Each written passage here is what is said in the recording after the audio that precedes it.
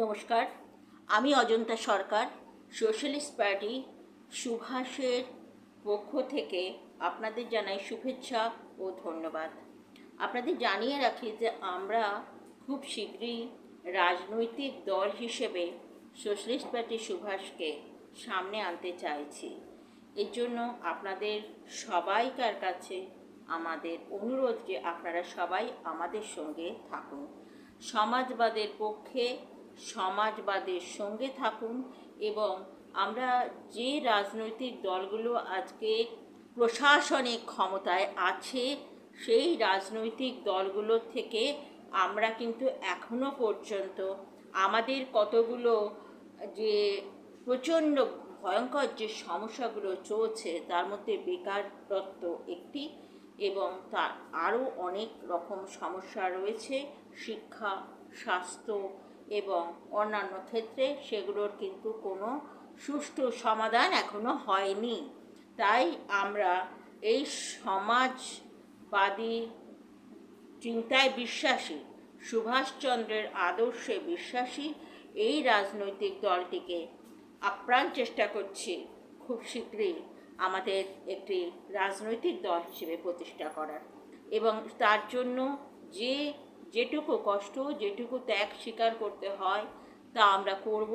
এবং আমরা চাইব আমাদের আপামর জনসাধারণ যেন আমাদের সঙ্গে আসে, এগিয়ে আসে এবং আমাদের সমর্থন করে।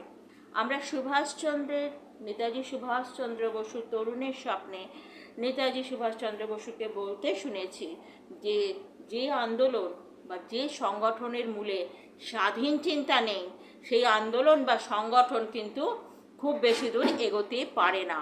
সুতরাং স্বাধীন চিন্তা একান্ত দরকার কোনো আন্দোলন বা সংগঠনকে এগিয়ে নিয়ে যাওয়ার জন্য।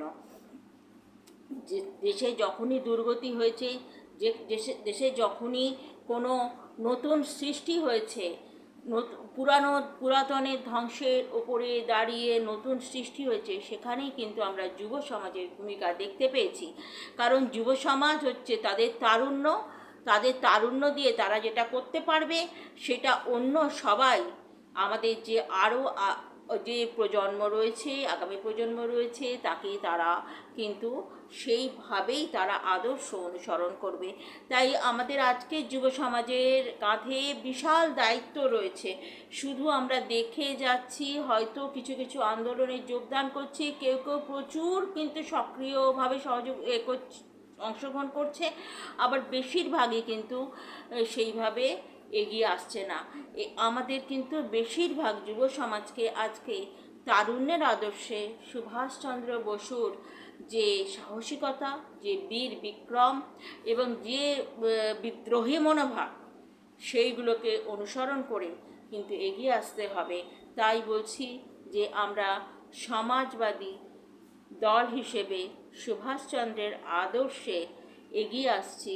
আপনারা কিন্তু আমাদের সমর্থন করবেন, আমাদের সাহস যোগাবেন, আমাদের পাশে চলবেন, এই আশা রেখে আমার বক্তব্য শেষ করলাম।